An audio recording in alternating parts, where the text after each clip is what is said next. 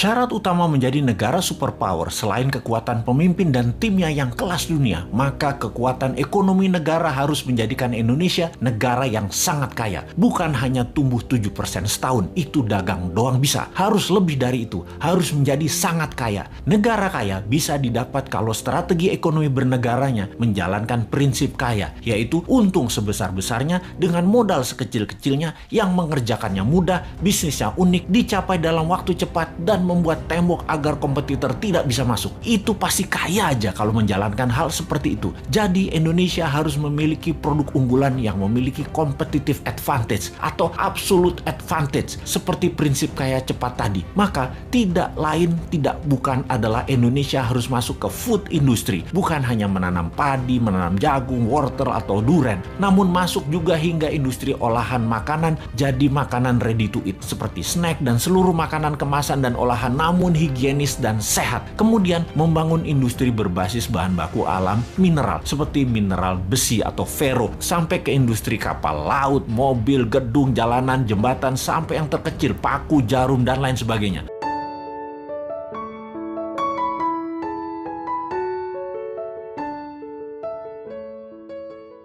Kalau Bosman Mardigu jadi presiden, maka dalam 100 hari kerja pertamanya apa yang akan dilakukan? Dalam ilmu MMT, Modern Monetary Theory, maka ada yang namanya TINA, There is no alternative. Apa arti TINA sederhananya? Pemerintah akan membuat peraturan sehingga orang tidak punya pilihan kecuali mengikuti apa yang pemerintah arahkan. Misalnya, ada 5.500 triliun uang nasabah di bank di Indonesia. Katakan 50%-nya adalah uang yang didepositokan oleh nasabahnya. Uang itu memperoleh bunga deposito sekitar 5% setahun. Jadi, kalau ada seseorang punya uang 100 miliar rupiah pada depositonya, maka dia akan memperoleh bunga sekitar 5 miliar setahun. Lumayan, duduk-duduk nggak ngapa-ngapain menikmati hidup. Kalau punya 1 triliun bahkan, dapat 50 miliar per tahunnya, bunganya didapat olehnya. Maka dalam MMT, buat peraturan yang namanya TINA, yaitu tidak ada pilihan lain seperti bunga deposito sekarang 0%. Kalau bunga deposito 0%, maka deposan kepalanya pecah semuanya. Yang tadinya duduk-duduk enak dapat 5 miliar setahun, tahu-tahu dapatnya 0. Maka uang tersebut bakal ditariknya keluar. Maka pilihannya kalau dia kirim ke luar negeri tanpa underlying transaction atau tidak ada transaksi hanya pindahin uang, dia akan kena pasal flight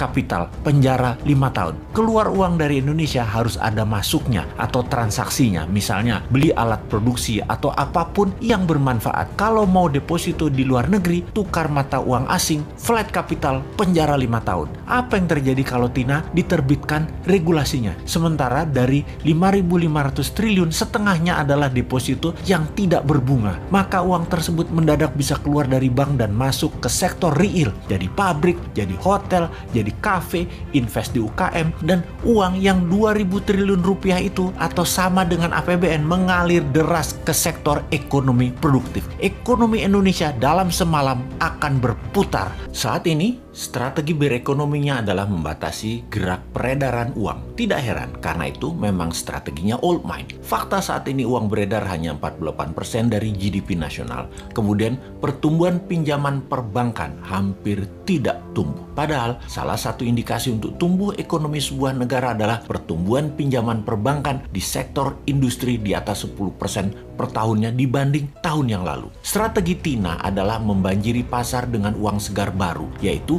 uang di bank deposito nasabah digelontorkan keluar ke sektor real. Itu strategi pertama yang sudah kita jelaskan. Ada strategi berikutnya untuk membanjiri uang ke Indonesia, yaitu dalam 100 hari pertama Newman menjabat presiden adalah memanggil para naga-naga yang telah lama berbisnis di Indonesia. Minimum 9 naga hadir di istana. Di istana dipasang kamera dari seluruh media elektronik termasuk live YouTube dan media sosial lainnya. Ketika mereka hadir dalam meja pertemuan, maka siaran langsung dimulai. Presiden akan mengatakan, Pak A, Menurut data di kantong saya, Anda dan keluarga yang telah 50 tahun membangun bisnis di Indonesia memiliki uang tunai di negara lain lebih dari 10 billion dolar atau 150 triliun rupiah. Kapan uang itu balik ke Indonesia? Maka si A mengatakan, 24 bulan lagi Pak. Maka Presiden akan mengambil pasportnya dan berkata, tak pinjem pasportmu 2 tahun ya, sampai uangmu masuk balik ke Indonesia. Oke,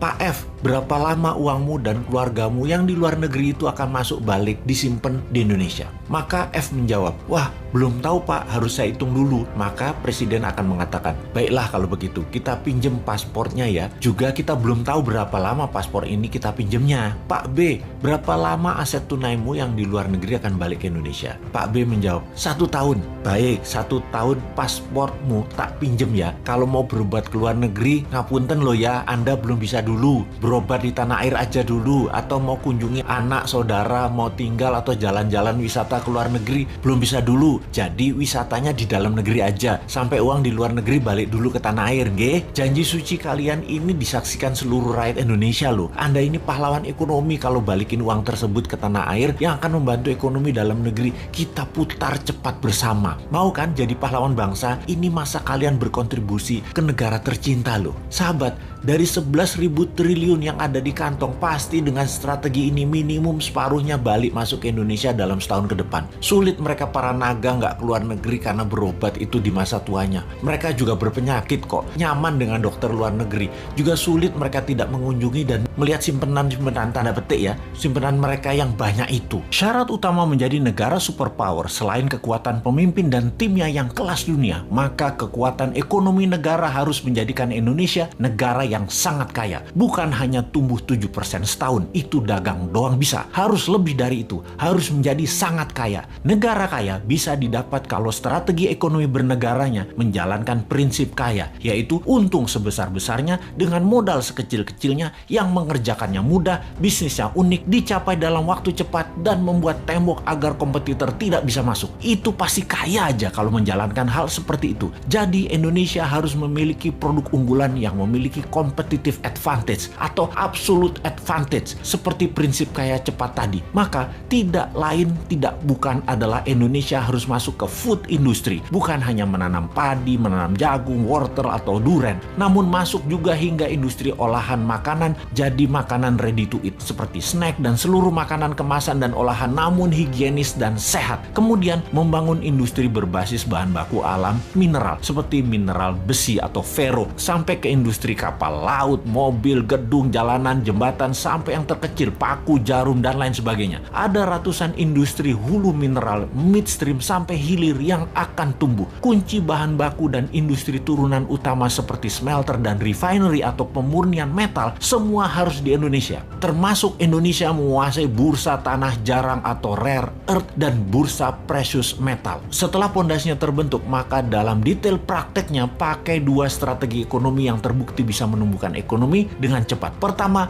bottom up, dari bawah ke atas, di mana kita akan membuat UKM scale up dari 20 juta pengusaha kelas kecil saat ini, 50%-nya dalam waktu 10 tahun menjadi pengusaha kelas menengah, dan 50% kelas menengah tadi menjadi kelas besar dengan pinjaman 0% menggunakan printing money. Yang diutamakan adalah industri serta manufaktur. Yang kedua adalah trickle down, dari atas ke bawah, di mana kita akan membuat 1000 konglomerat baru. Program ini bernama Bossman Boys. Setiap provinsi akan diseleksi mereka yang nasionalis, sudah memiliki pengalaman bisnis minimum 10 tahun, sudah memiliki organisasi dan tim manajemen yang tangguh. Mereka rata-rata akan diberikan standby loan 5 triliun rupiah tanpa bunga yang harus dikembalikan dalam 7 tahun utuh. Seleksinya nasional berdasarkan prestasi, meritokrasi sistem. Yang terpenting karakternya adalah NKRI garis lurus, visioner, agresif, dan terukur. Oligarki mules nih kalau program ini dijalankan. Makanya jangan pilih Mardigu jadi presiden.